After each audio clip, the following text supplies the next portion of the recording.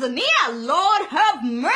You know, while we are slacking in Nigeria and so many other countries, the man is doing wonders. Have you heard about the new president of Tanzania?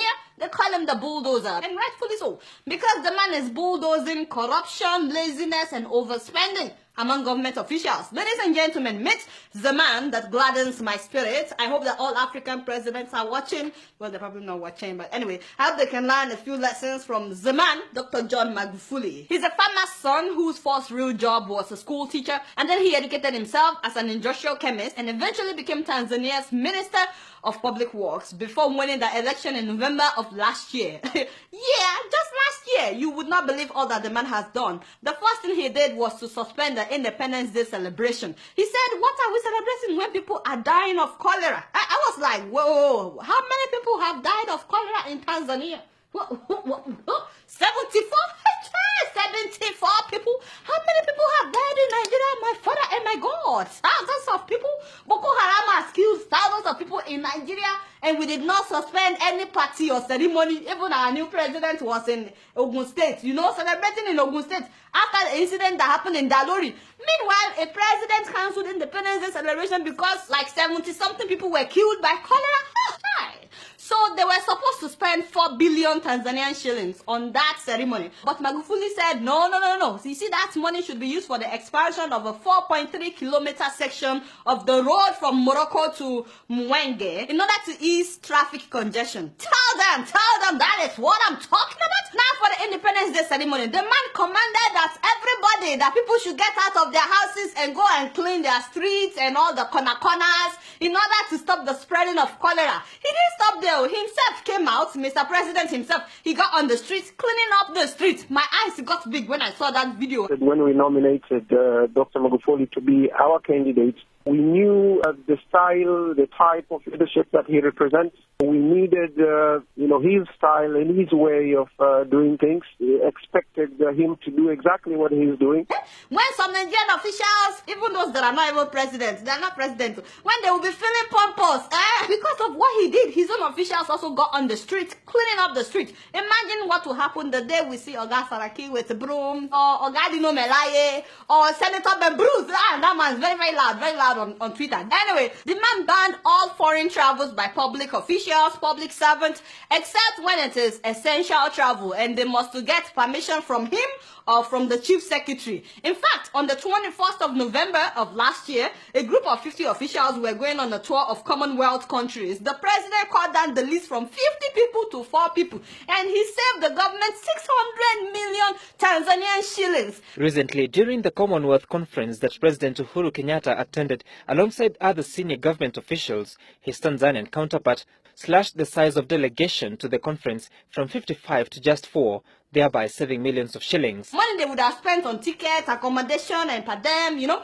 more traveling abroad for all these officials. He said, well, the high commissioners and the ambassadors and the embassies abroad should be representing Tanzania when they are invited. Which makes a lot of sense. Why are they abroad if we also have to be going abroad, No more first class and business class travels for all officials except Mr. President, the Vice President, and the Prime Minister. Only 3 people. No more business class flying. That means they have to fly economy. Oh my God! Some of them will collapse.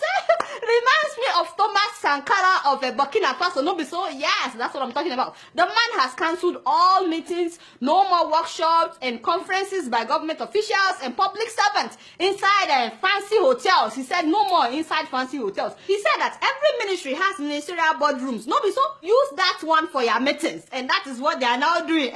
Soon after coming into office, Mr. President went to Muhimbili Hospital unannounced. He just walked there and he walked through all the terrible parts of the hospital that they would normally hide from officials. All the dirty places, all the places where people were sleeping on the floor, where equipment were not working. After seeing many equipment not working and some patients on the floor, the man fired the director of the hospital. He fired all the hospital board members, and he ordered that all the machines that were not working must be repaired within 2 weeks. If not, he would fire the new director as well. Apparently, all the doctors knew that the machines were not working, but instead of repairing them or asking the director to repair them, they were referring patients to their own private hospitals. Sasa wewe ipi MRI inayofanya kazi iko wapi? Hospitali zote za private zinafanya kazi. Kwa hiyo za private zote zinafanya kazi. CT scan za hospitali za private zote zinafanya kazi.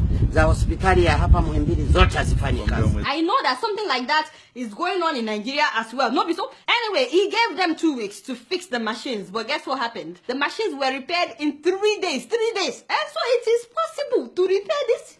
And then when they opened parliament, they planned a state dinner that would cost 300 million shillings. And when he heard about it, he said, you see this 300 million shillings, make it 25 million. Whatever we can eat with that, we will manage.